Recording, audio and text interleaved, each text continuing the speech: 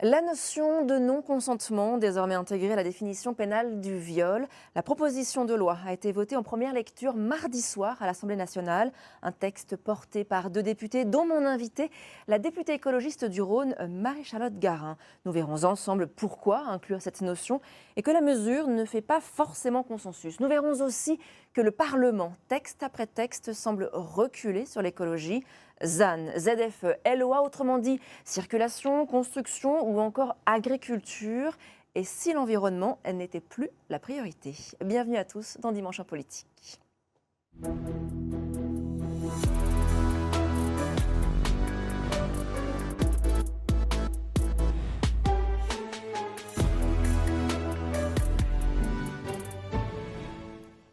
Marie-Charlotte Garin, bonjour. Merci d'avoir accepté notre invitation. Alors avant de nous pencher sur votre actualité parlementaire, je vous propose de revenir sur l'actualité politique de la semaine. Marine Le Pen, condamnée pour détournement de fonds à 4 ans de prison, dont 2 fermes, 5 ans d'inéligibilité avec exécution provisoire, c'est-à-dire immédiatement la privant de se présenter en 2027. Que pensez-vous de la situation ainsi créée ? C'est très intéressant de voir que ça a vraiment occupé le champ médiatique toute la semaine et que finalement ce dont on a le plus parlé, ça a été de la peine et non pas de l'infraction qui a été commise donc par Marine Le Pen, mais par aussi un certain nombre de cadres du Rassemblement national, où très clairement il y a eu du détournement d'argent public aux frais du contribuable. Ces 4 millions, c'est de l'argent qui vient des contribuables partout. Et on voit une espèce de retournement du débat, alors qu'en fait quand c'est n'importe qui, si par exemple demain on a un salarié qui pique dans la caisse de l'entreprise, en fait, il sera viré et il sera condamné, il sera puni pour ce qu'il a fait et la question ne se posera pas. Alors la question qui se posait, vous étiez sans doute dans l'hémicycle mardi après-midi, on va en parler pour les questions au gouvernement. Vous avez entendu le Premier ministre François Bayrou sur cette exécution provisoire, c'est ça un peu le nœud du problème, on l'écoute et on en parle. Il se trouve que le seul point de l'exécution provisoire fait que des décisions lourdes et graves ne sont pas susceptibles de recours. Des décisions potentiellement porteuses de conséquences irréversibles ne sont pas susceptibles d'appel. Pas d'appel. Est-ce qu'il faut abroger cette exécution provisoire ? Je crois qu'il faut rappeler déjà le contexte dans lequel ces exécutions provisoires elles sont mises en place. Elles peuvent être levées si elles sont motivées par le juge. Et là, il se trouve qu'en soi, la juge qui a rendu son verdict, elle dit pourquoi est-ce qu'il y a cette exécution provisoire. Parce qu'il y a crainte de récidive. Parce qu'il y a un risque de récidive. On a quand même des personnes qui, depuis 10 ans, font tout pour retarder la procédure judiciaire. Peut-être que s'ils ne l'avaient pas fait, cette procédure judiciaire, elle aurait eu lieu il y a 5 ans, et peut-être qu'ils auraient eu le temps de faire appel, et qu'on ne se retrouverait pas dans les échéances électorales dont on parle aujourd'hui. Et en réalité, il y a un risque de récidive qui est avéré. Puisque aujourd'hui, nous, on l'entend au Parlement, on entend les parlementaires du Rassemblement national vraiment nier les faits, en parlant de problèmes administratifs, de désaccords administratifs. Mais ce n'est pas un désaccord administratif. Ils ont piqué dans la caisse. Ouais, ils disent qu'ils ont payé leurs attachés parlementaires pour faire de la politique, lesquels attachés parlementaires ne travaillaient pas pour le Parlement. Alors je précise que Marine Le Pen reste présumée innocente puisqu'elle a fait appel. Sa condamnation n'est pas définitive et cet appel sera en 2026. Venons-en à ce texte que vous avez soumis au vote avec la députée Véronique Rioton, qui est une députée Ensemble pour la République. Petit retour, regardez, c'était mardi soir cette fois-ci, aux alentours de 23h35. Voici le résultat du scrutin. Votant 233, exprimé 217, majorité 109 pour 161 contre 56. L'Assemblée nationale a adopté. Ça fait plaisir de revoir cette image, c'est une victoire pour vous ? C'est une victoire pour toutes les personnes qui se sont impliquées sur ce texte parce qu'elles ont été nombreuses. Nous, on a travaillé pendant 14 mois sur un projet de rapport et sur une proposition de loi.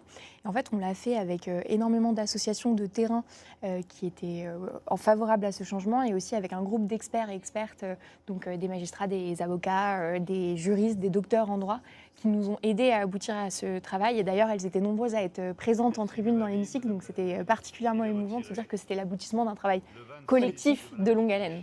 Alors ce travail, je rappelle qu'à l'heure actuelle, selon le code pénal, le viol se caractérise par tout acte de pénétration sexuelle, quelque nature qu'il soit, commis sur la personne de l'auteur par violence, contrainte, menace ou surprise. Il y a donc 4 critères aujourd'hui qui définissent le viol dans le code pénal, puisque je dis aujourd'hui parce que votre texte n'est pas encore définitivement adopté. Ça ne suffisait pas. Ça ne suffisait pas et nous avons été frappés avec ma co-rapporteure Véronique Rioton par les témoignages que nous avons eus, que ce soit des forces de l'ordre ou bien des magistrats, qui nous expliquaient qu'ils se retrouvaient face à des victimes, et ils n'avaient pas de doute sur le fait qu'elles étaient victimes dans les procédures, mais ils ne pouvaient pas poursuivre, tout simplement parce qu'en fait, le code pénal, c'est pas élastique, on ne fait pas ce qu'on veut avec, quoi. C'est d'interprétation stricte. Donc très concrètement, ça veut dire que pour pouvoir caractériser un viol, il faut pouvoir faire rentrer les preuves dans ces 4 boîtes, donc dans la violence, la contrainte, la menace et la surprise. Et aujourd'hui, il y a des cas qui sont assez mal couverts par la loi et donc qui ne permettaient pas aux magistrats de poursuivre. Mais pourtant, le mari de Gisèle Pelicot a été quand même condamné alors que voilà, il y a ni violence, enfin la contrainte, elle était par soumission chimique. Donc le Conseil d'État. Alors il y a surprise dans ce cas-là. En fait, oui. La jurisprudence a évolué et donc on admet que quand il y a soumission chimique, ça rentre dans le viol ou sommeil, ça rentre dans le viol par surprise. Donc on voit quand même que la jurisprudence a il y a la loi, puis il y a l'esprit de la loi, qu'on arrivait quand même à faire condamner plusieurs auteurs sans avoir cette notion de consentement, finalement qu'elle était induite, puisqu'il y a violence, contrainte, menace ou surprise, il n'y avait pas consentement. Tout à fait. Néanmoins, il fallait quand même l'écrire. Il fallait la changer parce que finalement, le non-consentement, il est partout dans la procédure. Et pour le coup, c'est intéressant parce qu'avec le cas des procès des agresseurs de Gisèle Pelicot, on voit qu'en droit, la situation est couverte. Pourtant, ça n'a pas empêché les avocats de la défense d'avoir des propos complètement inadmissible sur « non mais on pensait qu'elle était consentante, on avait le consentement par son mari », ce qui est complètement inacceptable. Il n'y a pas de doute là-dessus. En revanche, le silence de la loi justement sur le consentement, il fait que les agresseurs peuvent l'utiliser comme ils le veulent dans leur défense. Et surtout, c'est le seul crime, qui est pourtant le crime qui fait le gros du contentieux dans nos tribunaux en France, le viol, c'est massif, qui est défini uniquement par la jurisprudence.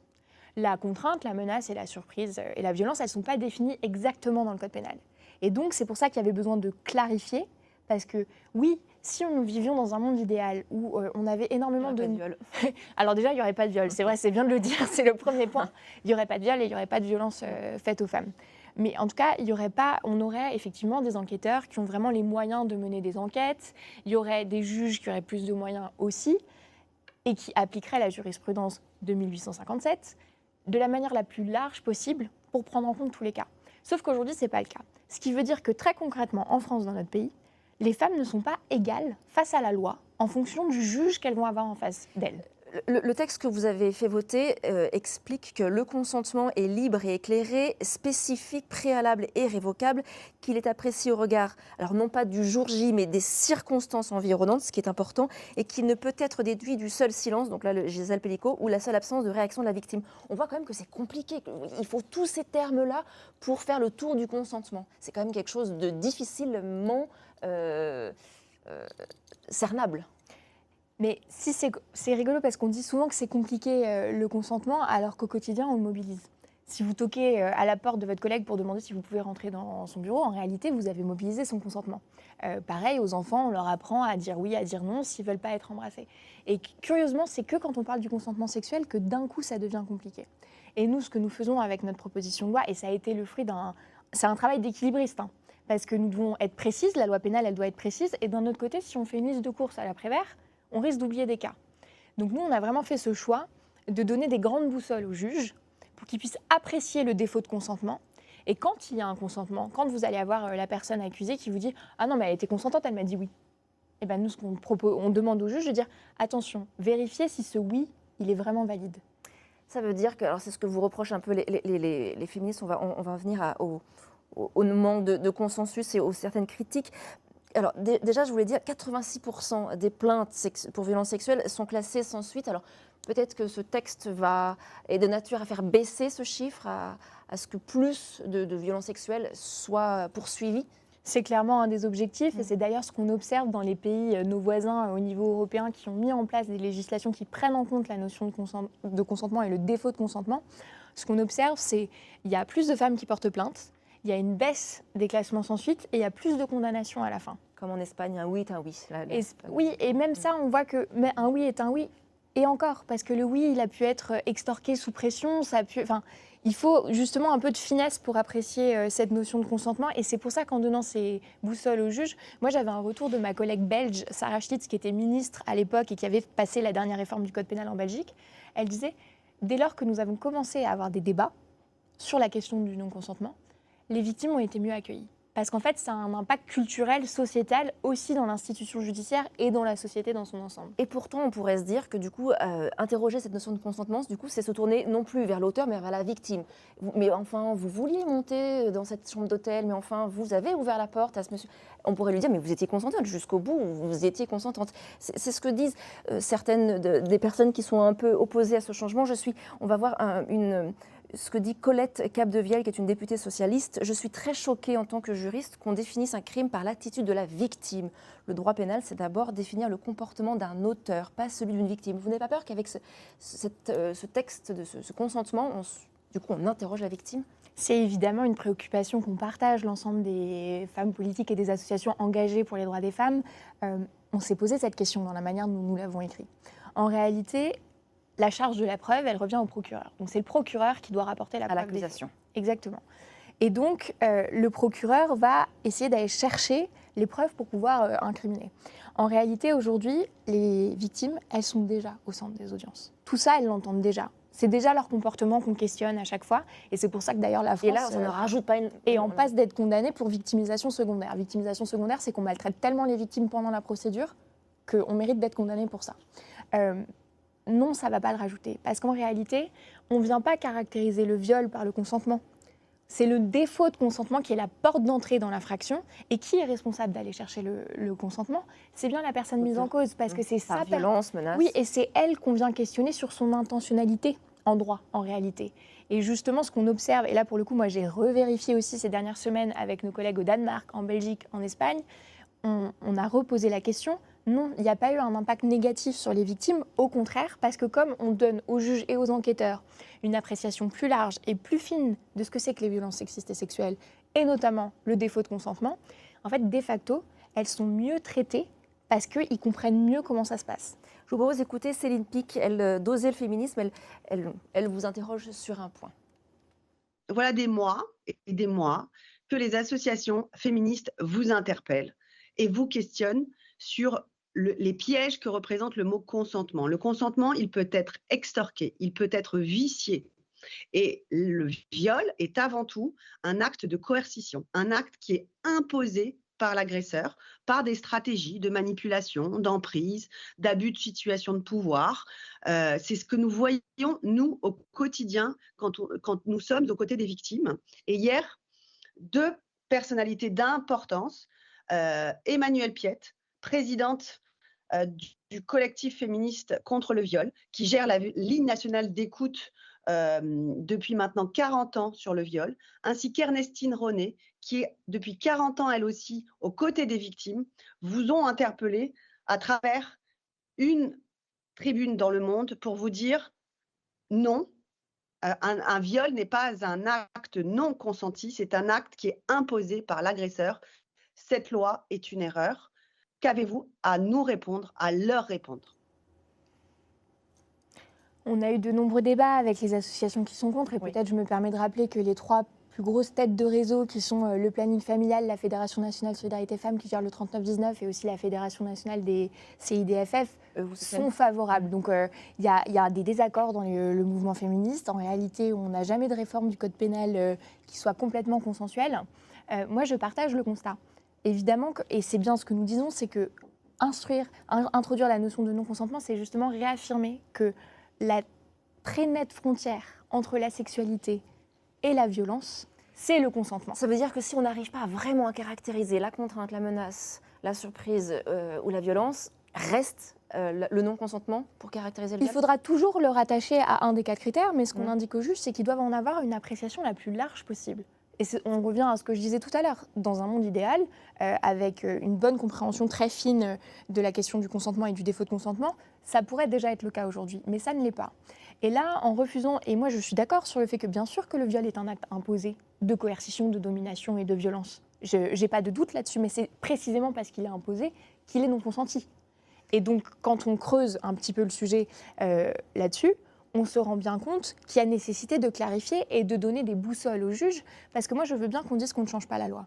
Mais qu'est-ce qu'on fait des 70% de victimes de viol qui sont en état de sidération et qui sont dans l'incapacité de montrer qu'elles ont eu violence, contrainte, menace ou surprise ? Moi, je refuse de dire on attendra peut-être qu'après-demain, la jurisprudence évolue suffisamment pour pouvoir répondre à votre cas et ce que vous puissiez avoir justice. Alors, une magistrate que j'avais reçue dans le DGT fin janvier, Marie-Pierre Porchy, qui est auteure de plusieurs ouvrages sur la question, notamment consentement, les vérités d'une magistrate, était l'invitée donc du journal. Et elle a une autre lecture et une autre solution, possibilité. Tout acte sexuel commis dans un contexte démontrant l'absence de volonté manifeste de participer à l'acte ou l'impossibilité de manifester un accord, ce qui est très simple, et on vise la sidération, l'emprise psychologique, la prise d'alcool, de stupéfiants. Voilà, c'est-à-dire qu'elle, elle préfère le mot volonté à consentement, qui serait moins flou et qui est plus net. Alors, on s'est posé cette question-là, évidemment. Je pense qu'en 14 mois d'audition, on s'est vraiment posé toutes les questions parce qu'on sait très bien que le code pénal, c'est très sensible comme matière et qu'on a entre les mains quand même le destin de milliers de victimes dans ce pays. Nous n'avons pas retenu l'option de la volonté dans les débats que nous avons eus avec les magistrats notamment, parce qu'en réalité, d'un point de vue pédagogique aussi, dans la fonction expressive de la loi, on parle beaucoup plus de consentement aujourd'hui dans la société. C'est ce qu'on apprend aussi via l'éducation à la vie relationnelle, sexuelle et affective à nos enfants. Enfin, le terme le plus communément admis aujourd'hui, c'est le consentement. Le consentement, ça est déjà dans le code pénal. Alors que dans le consentement, pardon, je vous coupe, il y a un peu une espèce de notion de contrat qu'il n'y a pas dans la volonté. Je veux pas, ok. Je n'y consens pas. Bon, il y a quand même. Après, étymologiquement, le consentement à la base, ça veut dire être d'accord avec. Donc ça suppose un pied d'égalité. Et en réalité, c'est deux notions qui se mélangent assez. Et quand on répond aux exigences de la Convention d'Istanbul, c'est mélangé entre la volonté et le consentement. Nous, dans notre tradition juridique... La Convention d'Istanbul, ratifiée en 2011, sur les violences faites aux femmes. Tout à fait, pour qu'on soit bien précis. En réalité, la notion de volonté, elle est un peu moins précise juridiquement. Nous, en tout cas, des analyses qu'on en a faites avec nos experts. Et le consentement, c'est bien plus admis sociétalement et peut-être que c'est plus compréhensible et plus facile aussi à établir comme une espèce de seuil minimal. Comment est-ce qu'on va vraiment venir caractériser la volonté? Ça peut être un petit peu plus compliqué que le consentement. Bien, en tout cas, ce texte va suivre ce qu'on appelle la navette parlementaire. Il sera soumis au Sénat fin juin. Voilà, et il reviendra devant l'Assemblée nationale après une commission mixte paritaire. Passons maintenant à l'écologie et à ce backlash écologique. Allez, c'est un terme barbare qui décrit ce phénomène de régression sur la protection de l'environnement. D'ailleurs, une fronde qui vient plus des parlementaires que du gouvernement. Alors, j'ai choisi 3 exemples, un peu au hasard, enfin presque. Donc, la ZAN, la ZFE et la LOA. Alors, derrière ces acronymes un peu barbares aussi, il y a la zéro artificialisation nette pour l'interdiction de construire, la zone à faible émission pour l'interdiction de circuler si on a un véhicule polluant et la loi d'orientation agricole qui a été votée, qui a été amendée en commission il y a peu, on va y revenir, et qui réintroduit des pesticides. Alors, prenons le premier, la ZAN, qui était un peu le dada de notre ancien président de région, Laurent Wauquiez. Les sénateurs ont un peu assoupli la mise en œuvre. Voilà, ils redonnent finalement la main aux maires en disant c'est trop compliqué, si on veut construire du logement social, si on veut des activités. Est-ce qu'il n'y avait pas des injonctions contradictoires entre cette interdiction de construire et d'artificialiser les sols et la nécessité de loger les gens, de créer des crèches ou je ne sais quoi?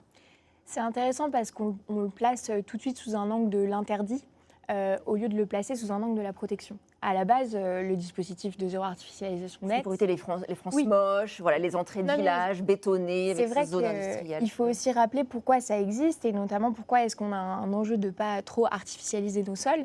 C'est parce qu'en fait, nos sols, ils ont une fonction dans les faits, de régulation. La mise en œuvre est compliquée. Oui, mais parce que c'est compliqué dès lors qu'on ne se donne pas les moyens de le faire correctement. C'est compliqué parce qu'on a des décennies de retard justement sur les politiques de logement dans ce pays. Et avec des maires qui refusent par exemple de respecter le nombre de constructions qu'ils sont censés faire en logements sociaux, etc. etc., etc. Aujourd'hui, ils vous disent que c'est à cause de la ZAN. Oui, mais ça c'est l'argument facile pour se dédouaner de ses responsabilités, alors que je ne dis pas que c'est facile et je pense qu'il faut être honnête. Évidemment que quand on a une responsabilité dans une ville, on doit gérer effectivement des espèces d'injonctions contradictoires. On peut parler d'injonctions contradictoires et en fait le seul moyen d'alléger la contradiction, c'est d'avoir des moyens financiers qui suivent. Et aujourd'hui, les collectivités, elles sont énormément en difficulté. Mais il ne faut pas non plus oublier de rappeler pourquoi est-ce qu'on est censé le faire à la base. Aujourd'hui, on voit les événements climatiques, on voit les inondations sur les villes qui sont complètement bitumées.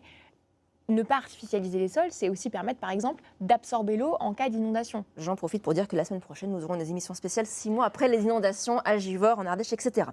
La ZFE, donc ce mercredi 26 mars, la commission spéciale chargée de la simplification a voté la suppression, tout simplement, des zones à faible émission, qui concernent notamment Lyon. Donc là, on voit la carte de la métropole lyonnaise qui englobe donc les M6, M7 et les Théols. Là aussi, ça peut être un peu contradictoire entre. C'est ce que dit d'ailleurs le député LR Yann Boucard, qui est à l'origine d'un des amendements de la suppression. Les ZFE ont un objectif louable, mais qui exacerbe les inégalités sociales en pénalisant les ménages à revenus modestes. Est-ce que vous êtes d'accord avec ça? Il faut l'assouplir, il faut l'alléger. Une fois n'est pas coutume, je suis d'accord avec la citation texto telle qu'elle est présentée. Oui, en fait, les ZFE, si on ne met pas des moyens pour l'accompagnement social notamment, oui, ça devient des politiques à exclusion sociale. Et c'est pour ça d'ailleurs que nos collègues, cette semaine, vont réétudier le texte à l'Assemblée, ont déposé des amendements. Oui, Sylvie Bonnet et Alexandre Portier, qui sont deux députés LR de la région, proposent un moratoire de 5 ans. Genre, on arrête tout, on réfléchit et on voit ce qu'on peut faire en termes de transport, en termes d'aide pour acheter des nouveaux véhicules. Pour le coup, ça, c'est pas très courageux parce qu'en fait, les 40 000 personnes qui meurent de la pollution chaque année, elles n'ont pas 5 ans à attendre, quoi. C'est autant de morts en fait qu'on n'évite pas parce qu'on refuse de prendre nos responsabilités. Est-ce qu'il faut changer la manière dont on fait les ZFE? Oui, absolument. Et le dispositif, il a été pensé en étant bien en deçà de la réalité de ce que vivent les Français au quotidien qui aujourd'hui ne peuvent pas se passer justement de leur voiture. On peut faire marche arrière? Je vous rappelle quand même que c'est une transposition d'une directive européenne qui s'impose donc à la France. Il y aurait un coût à revenir en arrière, des subventions qui seraient plus données, voire même retirées à la France. Alors en réalité, l'État retire déjà des subventions. Il est déjà en train de retirer des aides, par exemple, pour l'achat des véhicules. Et là, on se retrouve typiquement l'exemple on parle de milliards. De la métropole de Lyon qui, elle, continue à compenser et à donner des aides pour que les personnes puissent changer leur véhicule, alors que l'État est en train de se retirer des dispositifs parce qu'il veut faire des économies sur le dos de l'écologie, parce que c'est le plus facile, en fait, de couper sur quelque chose qui n'est pas très populaire. Mais à nouveau, c'est un objectif de santé publique à la base, les ZFE. Donc il faut rester, il faut la garder. Mais il faut la faire différemment. On voit bien que, typiquement, ce qui se passe à Lyon, il y a des dérogations, on a des dispositifs d'accompagnement sociaux, et tout ça, ça peut se construire et ça peut être pensé à l'échelle nationale. Et d'ailleurs, on voit que la mise en place des ZFE, c'est très inégalitaire. Elles ne sont pas du tout mises en place de la même manière en fonction de si vous êtes à Rennes, à Strasbourg ou à Lyon. Et au final, dire que là, une métropole écologique, elle serait plus sévère? Non, c'est pas dans ce sens-là que je le dis. C'est dans le sens plutôt où, justement, il y a des villes qui accompagnent et des collectivités qui accompagnent, comme je le disais pour la métropole de Lyon, qui a doublé aussi son montant d'investissement dans les transports en commun pour accompagner tout le mouvement, etc. Alors qu'il y a d'autres villes où c'est moins le cas. Et au final, c'est les usagers en premier, les habitants, qui se retrouvent le plus impactés. Et l'État, il est censé garantir quand même une forme d'harmonisation et d'égalité sur le territoire là-dessus. À Lyon, ça concerne 48 000 voitures, mais c'est une voiture sur 3 à Vénissieux, par exemple. C'est énorme. Oui, c'est énorme. Énorme. Sur la LOA, sur la loi d'orientation agricole, le sénateur de la Haute-Loire, Laurent Duplon, a été l'auteur d'une proposition de loi qui a été votée fin février et qui notamment réintroduit un néonicotinoïde, donc un pesticide, c'est l'acétamipride, c'est un pesticide qui est autorisé partout sauf en France. Donc on a surtransposé, dit-il, une directive européenne. Il parle de concurrence déloyale. Est-ce qu'il fallait remettre cet acétamipride pour répondre à une grogne, une demande des agriculteurs? Est-ce que vous comprenez qu'ils ont besoin de ça pour vivre et pour pas... Parce que sinon, de toute façon, on va manger de la cerise de Turquie, de la noisette de Turquie, qui, elle, contiendra l'acétamipride.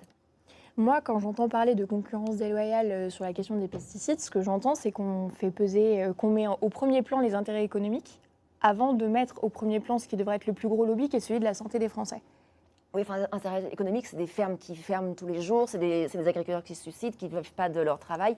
C'est un peu au-delà de l'économie juste. Non, mais ce que je veux dire, c'est que quand on parle vraiment de dire c'est de la concurrence déloyale, c'est regarder le sujet par le petit bout de la lorgnette. Et c'est voir pourquoi est-ce qu'on a eu la crise agricole l'année dernière. Parce que simplement, il n'y a pas de réponse systémique aux préoccupations des agriculteurs. Et évidemment qu'on ne peut pas leur demander de se passer d'un coup de baguette magique de produits qu'ils ont utilisés pendant des années. Et que d'autres utilisent. Par contre, est-ce qu'on peut penser à un meilleur accompagnement de nos agriculteurs en renforçant, pour ceux qui le souhaitent et qui le peuvent, les aides à la transition? Oui. Mais dire qu'on recule sur un enjeu de santé publique, alors que la semaine dernière, on avait à Lyon quand même une maman et son enfant qui a attaqué la justice tout simplement à cause de l'impact que les pesticides avaient eu. La famille Gratalou à Vienne, voilà. pour le glyphosate. C'est la réalité, ça, on n'en parle pas parce que finalement, on ne regarde pas ce qui se passe dans les hôpitaux. Mais ça, c'est aussi la réalité. Et on se retrouve toujours finalement dans une espèce de confrontation entre des logiques économiques et des logiques de santé publique. Aujourd'hui, vous comprenez que l'écologie n'est perçue, là, il nous reste une minute, n'est perçue que par interdiction, barrières, contraintes. Aujourd'hui, l'écologie est perçue comme telle. Et non pas comme progrès social, santé, etc. Et protection. En fait, l'écologie, quand elle est réelle et quand elle est bien faite et quand elle a cette approche systémique, c'est-à-dire de ne pas prendre chaque sujet comme ça par un petit bout, mais se dire, OK, c'est un système en fait qui est défaillant et qui ne protège pas les gens. Et quand je dis les gens, c'est les habitants, c'est nos agriculteurs, c'est les travailleurs, enfin, c'est tout le monde. C'est pas juste une minorité de bobos dans un quartier, quoi. On parle vraiment de l'ensemble des habitants. Et parce qu'on refuse de regarder les choses en face, de mettre des moyens sur la table, de penser l'écologie aussi comme une question sociale, parce que moi, ce que j'entends de la part du gouvernement, c'est qu'il saupoudre un petit peu d'environnementalisme au lieu d'aller au fond du problème. Et c'est là où tout le monde perd et on a effectivement des reculs collectifs qui sont dangereux. Eh bien, merci beaucoup Marie-Charlotte Garin d'avoir été avec nous. Merci à tous ceux qui m'ont aidé à préparer cette émission. Merci à vous de l'avoir suivie. Je vous souhaite un excellent dimanche.